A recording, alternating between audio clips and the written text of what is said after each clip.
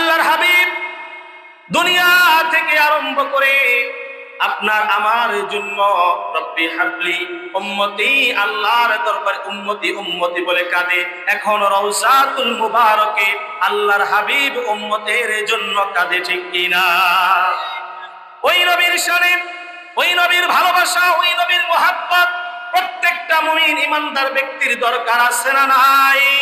কারণ যেই নবী হবে শাফায়াতের কান্ডারি, যেই নবীকে পাওয়া যাবে হাউজে কাউসারে, যেই নবীকে পাওয়া যাবে ফুলসিরাতের পুলে, যেই নবীকে পাওয়া যাবে জাহান্নামের দরজার সামনে, যেই নবীকে পাওয়া যাবে জান্নাতের সিরিয়ালে, ওই নবীর দরকার আমাদের, ওই নবীর পরিপূর্ণ অনুসরণ, নবীর মুহাব্বত ভালোবাসা দরকার আছে না নাই?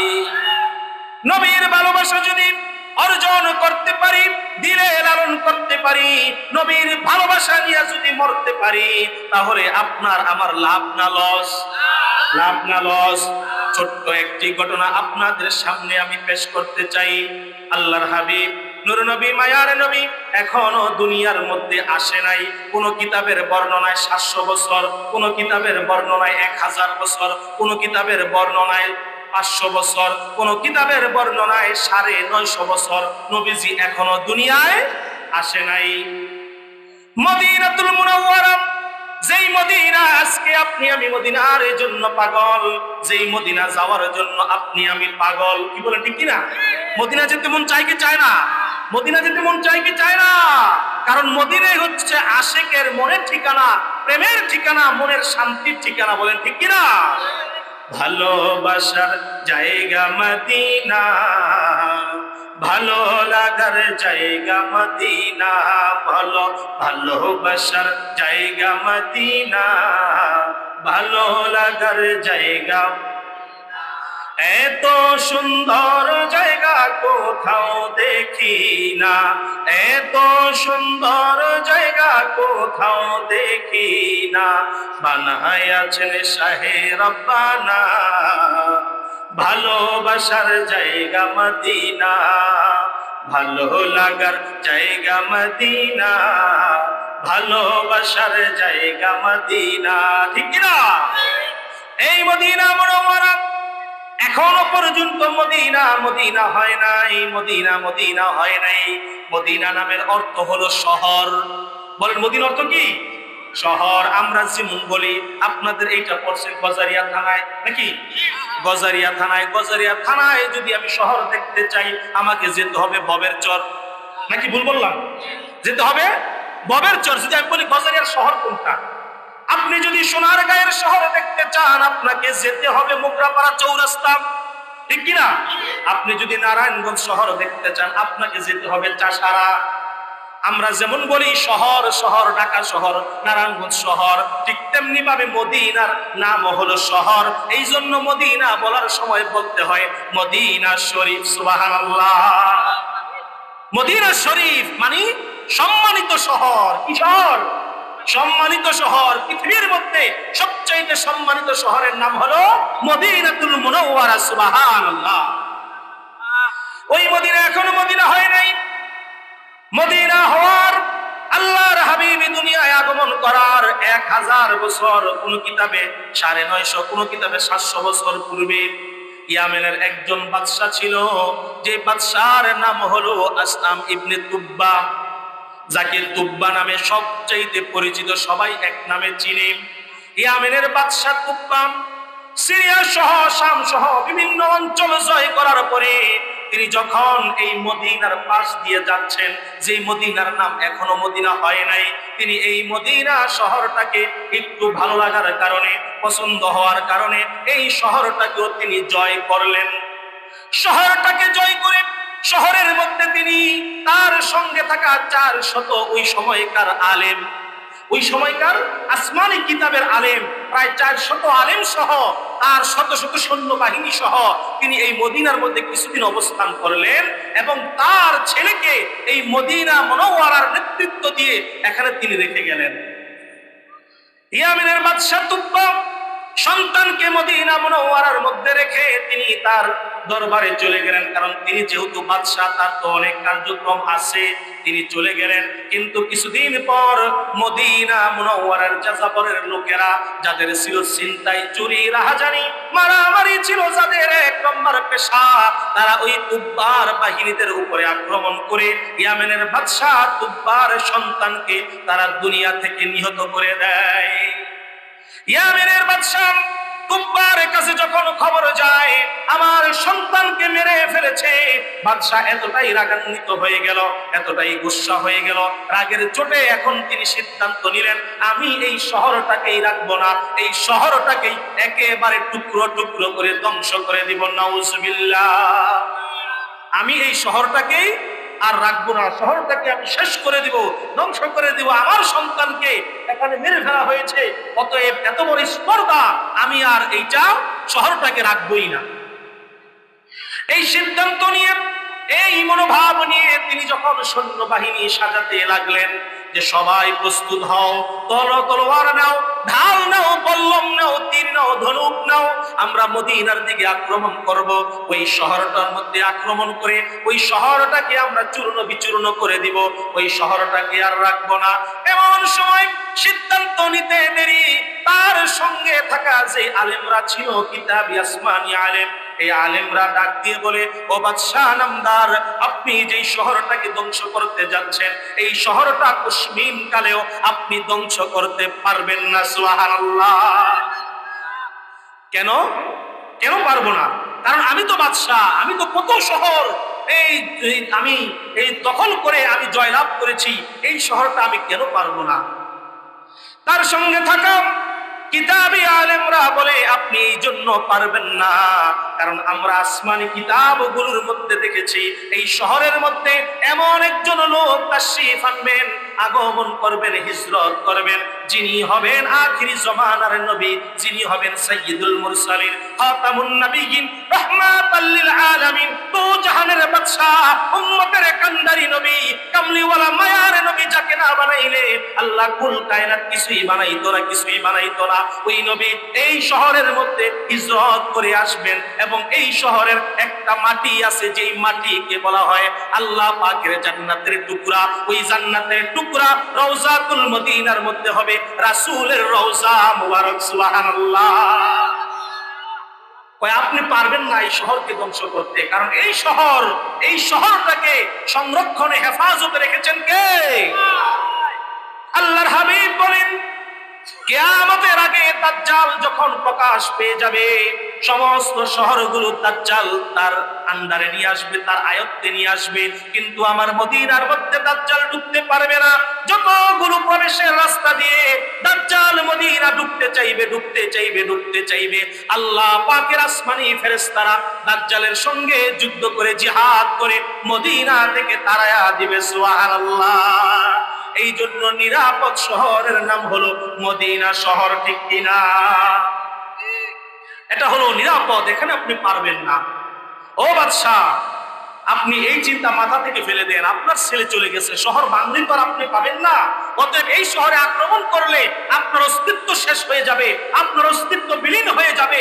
অতএব আমরা চাই না আপনি এত বড় সমস্যার সম্মুখীন হন, কারণ এই শহরের মধ্যে আল্লাহর হাবিবের রওজা মুবারক হবে। সুবহান।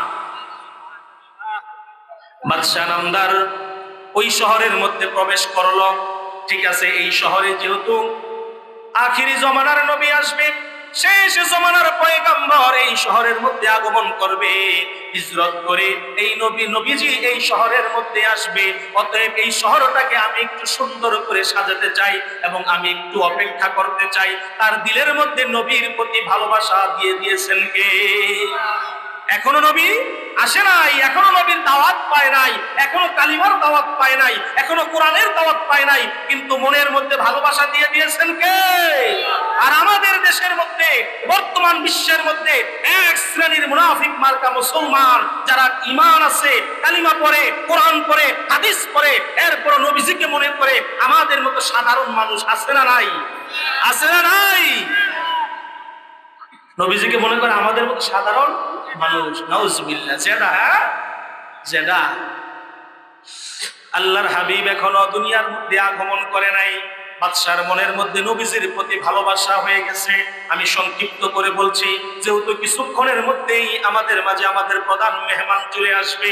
সম্মানিত হাজিরিন, বাদশার মনে যখন ভালোবাসা অর্জিত হলো, বাদশাহ তাকিয়ে দেখলো আমি যেই 400 আলেম ওই শহরের মধ্যে রেখে এসেছিলাম, ওই শহরের মধ্যে 400 আলেম সবাই যার যার মতো করে এক একটা ঘর বানিয়ে নিছে, এক একটা ঘর বানিয়ে নিছে। কিরে তোমরা ঘর বানাইলা কেন? কয় আমরা ঘর বানাইছি এই জন্য, কারণ এই শহরটার মধ্যে আখিরি জমানার নবী রাহমাতাল লিল আলামিন নবী হিজরত করে চলে আসবে। ও বাদশা, আপনি যদি আমাদেরকে নিয়ে যেতে চান আমরা যাব না, যাব না, যাব না। আপনি যতই বলেন, মরে গেল এই শহরের মধ্যেই আমরা মরব, ঠিক কিনা? এখন বাদশা দেখলো যে আমার সমস্ত আলেমদের কথা তো একমত, তারা হচ্ছে কিতাবী আলেম, তারা আগেকার যুগের নবীদের উপরে যে কিতাব নাজিল হয়েছে, তাওরাত, জাবুর, ইনজিল সহ আসমানি ছোট বড় যে কিতাবগুলো নাজিল হয়েছে, ওই কিতাবের তারা আলেম, ওই কিতাবের পণ্ডিত, তারা তো সাধারণ কথা বলতে পারে না। ও আমার আলেমেরা, ও আমার পণ্ডিত ব্যক্তিবর্গরা, তোমরা আমাকে আরেকটু খুলে বলো। এবার আলেমেরা ডাক দিয়ে বলে, বর্তমান এই শহরটার নাম হলো ইয়াসরিব। বলেন না, শহরটার নাম কি? মদিনার প্রাচীন নাম কি? ইয়াসরিব। কিন্তু আমার নবী কামলিওয়ালা নবী, দো জাহানের বাদশা নবী যখন হিজরত করে এই মদিনাতে, এই শহরের মধ্যে আসবে, তখন এই শহরের নাম ইয়াসরিব থাকবে না, এই শহরের নাম হয়ে যাবে মদিনাতুল মুনাওয়ারা। সুবহানাল্লাহ। তুমি ছিলে ইয়াসরিব, গিয়েছেন খোদার হাবিব, তোমার নসিব খুলে গেল রে আমার নবীজির চরণে রে, তোমার নসিব খুলে গেল রে আমার নবীজির চরণে রে,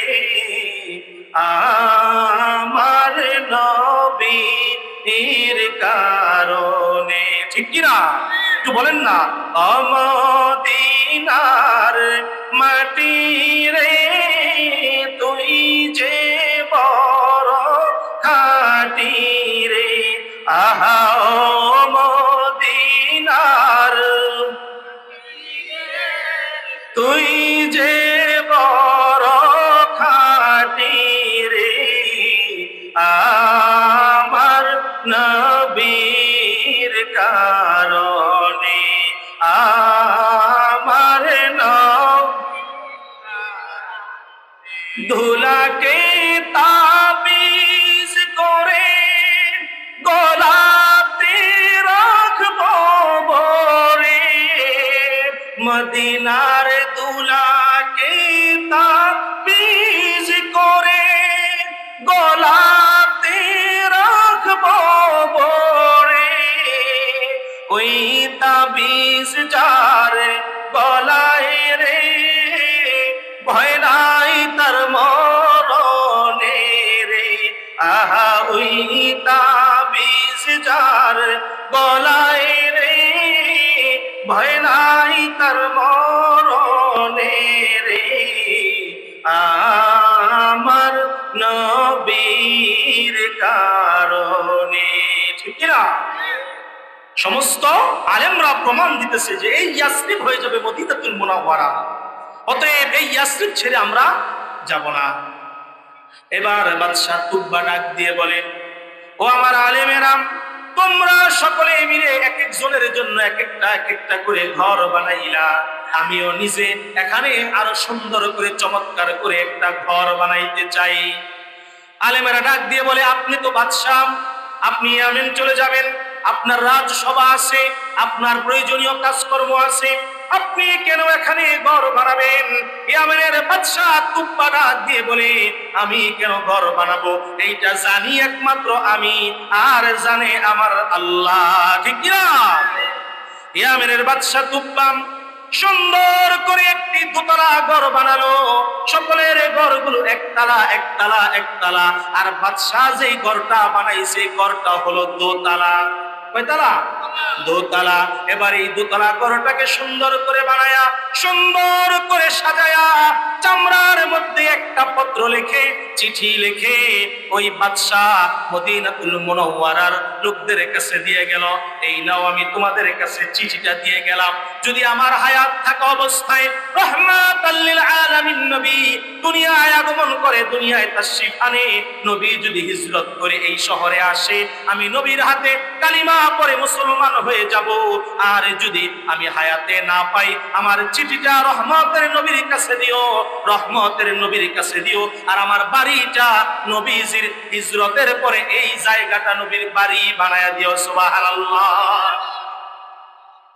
বাদশা তুব্বা নবীর জন্য বাড়ি বানাইবে, এখনো পর্যন্ত নবী দুনিয়ায় আগমন করে নাই।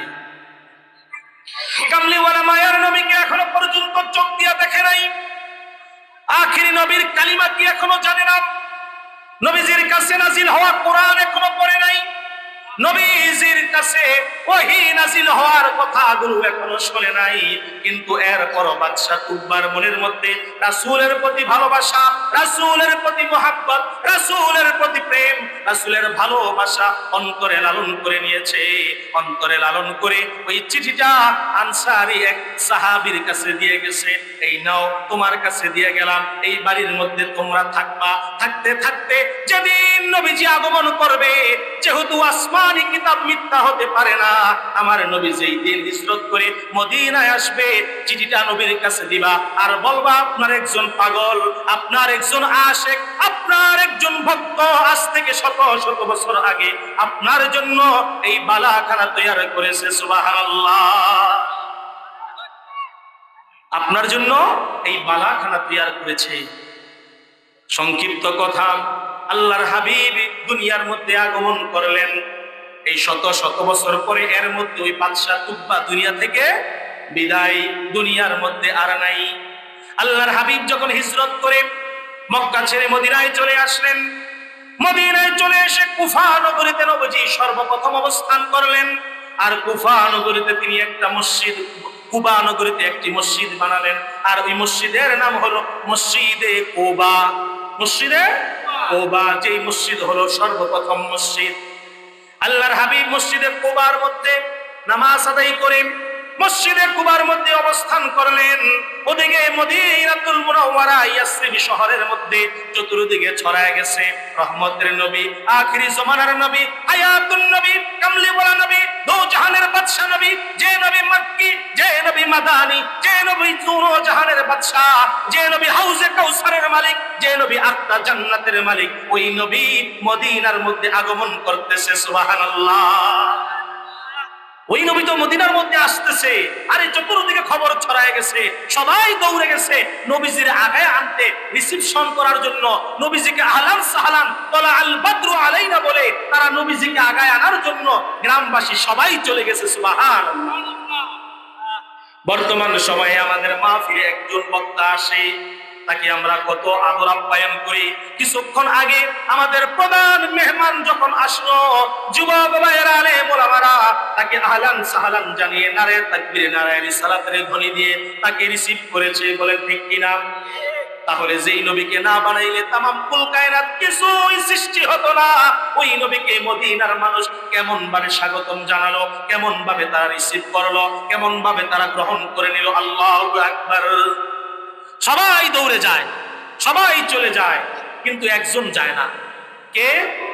ওই যে চিঠিটা দিয়ে রাখছে, যে চিঠিটা আনসারী যে সাহাবীর কাছে দিয়ে রাখছে, ওই সাহাবীর বংশানুক্রমে 12টি তাদের বংশের ক্রমে 12 জন পুরুষ অতিবাহিত হয়ে গেছে এত বছরে। এই 12 পুরুষ পরে যে পুরুষ ছিল, ওই পুরুষের নাম হলো আল্লাহর হাবিবের একজন বিখ্যাত সাহাবী হযরত আবু আইয়ুব আনসারী রাদিয়াল্লাহু তাআলা আনহু। সুবহানাল্লাহ। আবু আইয়ুব আনসারী ঘর থেকে বের হয় না। লোকজন ডাক দেয়, কি রে আবু আইয়ুব আনসারী, তুমি কেন ঘর থেকে বের হও না? তুমি কি খবর পাও নাই মদিনা মুনাওয়ারার একেবারে কাছাকাছি, ইয়াসরিবের কাছাকাছি নবীজি চলে এসেছে? নবীজি কুফা নগরীর মধ্যে আছে। কুবা নগরী থেকে আমরা নবীজিকে স্বাগতম জানিয়ে তোরাল বাদরু আলাইনা বলে আমাদের এলাকায় প্রবেশ করাবো, তুমি কেন বের হও না? আবু আইয়ুব আনসারী বলে, আমি আমার নবীর জন্য ঘরটাকে ধুয়ে মুছে পরিষ্কার করি, আমি সমস্ত কিছু ঠিকঠাক করি, মনে মনে কথাটা রাখে, কাউকে বলে না, বলে তোমরা যাও, তোমরা যাও, তোমরা যাও, আমার কাজ আমাকে করতে দাও। সুবহানাল্লাহ। কারণ এত বছর পরে নবীজি ঘরের মধ্যে আসবে, শত শত বছর পার হয়ে গেছে দোতলা বিল্ডিং এর, এটাকে এখন সুন্দর করে তিনি সাজাচ্ছে কেন? কারণ রহমাতাল লিল নবী এই ঘরের মধ্যে আসবে। কুবা নগরী থেকে আমার নবী যখন মদিনাতুল মুনাওয়ারায় প্রবেশ করলো, ইয়াসরিব শহরে প্রবেশ করলো, লোকগুলো পাগল হয়ে গেল। ও নবী আমার বাড়িতে আসেন, আমি হলাম এলাকার চেয়ারম্যান, আমার বাড়িতে আসেন, আমি হলাম মেম্বার, আমার বাড়িতে আসেন, আমি হলাম জমিদার, আমার বাড়িতে আসেন, আমার বাড়ি অনেক বড় বাড়ি, আপনার জন্য তৈরি করে রেখেছি। সমস্ত মানুষগুলো পাগল হয়ে গেল, পাগল হয়ে গেল। রহমতের নবীকে কার বাড়িতে তোলা যায়? সুবহানাল্লাহ। কারণ রহমতের নবীর প্রতি রহমত আছে না নাই? কম না বেশি? আরে কেমন রহমত! আমার নবী যেই জায়গায় যায় ওই জায়গায় রহমত আছে না নাই? এখন ওই মানুষগুলো তো পাগল, মানুষগুলো পাগল পাড়া, যে হারে আমার নবীকে তাড়াতাড়ি আমাদের বাড়িতে নিয়ে যাই, মেহমান আমার বাড়িতে করি, কারণ আমি যদি নবীকে আমার বাড়িতে নিতে পারি, ইতিহাস স্বর্ণাক্ষরে লেখা থাকবে যে হিজরত করে নবীজি আমার বাড়িতে সবার আগে ঢুকছে। কি বলে, ঠিক কিনা? এই জন্য তারা পাগল হয়ে গেছে। আল্লাহর হাবিব বলেন, ও আমার সাহাবীরা, ও আমার প্রাণ প্রিয় মদিনাবাসী, ইয়াসরিববাসী, ও আমার প্রিয়, তোমরা আমাকে যেইভাবে স্বাগতম জানিয়েছ, তোমরা আমাকে যেইভাবে রিসিভ করেছো, আমি মুগ্ধ হয়ে গেছি, আমি একেবারে তো মাতোয়ারা হয়ে গেছি। কিন্তু আমি তো সবার বাড়িতে উঠতে পারবো না, আমি কার বাড়িতে যাব, আমি কোথায় যাব, এইটা নির্ধারণ করবে আমার আল্লাহ। আমার আল্লাহ নির্ধারণ করবে। আমি আমার হাতের ওটটাকে ছেড়ে দিলাম, ওটটা যার বাড়ির মধ্যে যাবে আমি নবী তার বাড়িতেই অবস্থান করব। সুবহানাল্লাহ। এবার একজন ওটার লেজ ধরে টানে, এই আমার বাড়িতে, আমার বাড়িতে লেজ ধরে টানে, আরেকজন সামনে গিয়ে হাঁকায়, যে ট্রাফিকের মতো ডাইনে যা বামে যা, দেখে উঠটা একটু ঘুরায় ফিরায়া আমার বাড়িতে নিতে পারি কিনা, নিজের বাড়িতে নিতে পারি কিনা। কারণ নিতে পারলেই তো লাভ। কি বলেন, ঠিক না? নিতে পারলেই লাভ। উটটাকে চাচ্ছে নিজের বাড়িতে নিতে, নিজের বাড়িতে নিতে, ঘুরাই ফিরায়া নিজের বাড়িতে নিতে চায়। কিন্তু উটটা ইয়াসরিব নগরীর বিভিন্ন অলি গলি ঘুরতে ঘুরতে ঘুরতে ঘুরতে ওই যে আবু আইয়ুব আনসারী রাদিয়াল্লাহু তাআলা আনহু যে ঘরটাকে সাজাচ্ছেন, আজ থেকে শত শত বছর আগে ইয়ামেনের বাদশা তুব্বা আল্লাহর হাবিব হিজরত করে মদিনা আসবেন, তার জন্য যে ঘর, যে বাড়ি নির্মাণ করেছেন, ওই ঘরের মধ্যে গিয়া আল্লাহর হাবিবের সেই উট ওই দরজার সামনে গিয়ে বসে পড়ল। সুবহান। আবু আইয়ুব আনসারী একটা দৌড় দিয়া ঘর থেকে বের হলো। ওগো রাহমাতাল লিল আলামিন, ওগো প্রাণের নবী, মায়ার নবী, আজ থেকে শত শত বছর আগে ইয়ামেনের বাদশা তুব্বা আপনার জন্য একটা পত্র লিখে গেছে। এই পত্রটা আপনার হাতে দিতে বলছে। বংশানুপরাক্রমে এই পত্রটাকে আমি বুকের মধ্যে লালন করে রেখেছি। আমার দাদা, আমার বাবা, তারা আমাকে ওসিয়ত করে গেছে এই পত্রটা যেন আপনার হাতে দেই। এই যে সেই পত্র আল্লাহর হাবিব সঙ্গের সাথীকে দিল, পত্রটা পড়ো। পড়ে দেখে ইয়ামেনের সেই বাদশা তুব্বা বলতেছে, ওগো প্রাণের নবী, রাহমাতাল লিল আলামিন নবী, আমি মনে হয় আপনাকে পেলাম না, আমি মনে হয় আপনাকে দেখতে পারলাম না, আপনার আনিত ইসলাম ধর্ম গ্রহণ করতে পারলাম না। কিন্তু আপনি মনে শুনে রাখেন, আপনি জেনে রাখেন, আপনাকে যদিও আমি না দেখেছি, না দেখেই আপনার প্রতি, আপনার প্রভুর প্রতি আমি ঈমান আনলাম। সুবহানাল্লাহ। এবং আপনার ভালোবাসায়, আপনার মহাব্বতে, আপনার প্রেমে, আপনার মহাব্বতে পাগল করা হয়ে আমি আপনার জন্য একটা হাদিয়া, এই গরিবের হাদিয়াটা আপনি গ্রহণ করে নেবেন। আমার এই বাড়িটাকে আপনার মদিনার সর্বপ্রথম বাড়ি হিসেবে কবুল করে নেবেন। সুবহানাল্লাহ। আল্লাহর হাবিবের প্রতি কেমন ভালোবাসা, আল্লাহর হাবিবের প্রতি কেমন মহাব্বত, ওই মহাব্বত আমাদের অন্তর লালন করার দরকার আছে না নাই? বলেন না, আছে না নাই? ওই মহাব্বত যদি অন্তর লালন করতে পারি, তাহলেই আপনার আমার এই দুনিয়াও সফল কাম, আখিরাতও সফল কাম। এই জন্য আল্লাহর হাবিবের মুহাব্বত অন্তরে বেশি করে লালন করতে হবে, নবীজিকে স্মরণ করতে হবে, বেশি বেশি করে নবীজির প্রতি দুরূদ পড়তে হবে এবং নবীর ভালোবাসা অন্তরে এমন ভাবে লালন করতে হবে, আল্লাহর কাছে বলতে হবে, আল্লাহ মৃত্যুর আগে একবার হলেও আমার নবীজির চেহারা মুবারক আমার নয়নের সামনে এনে দিও, বলে আমিন।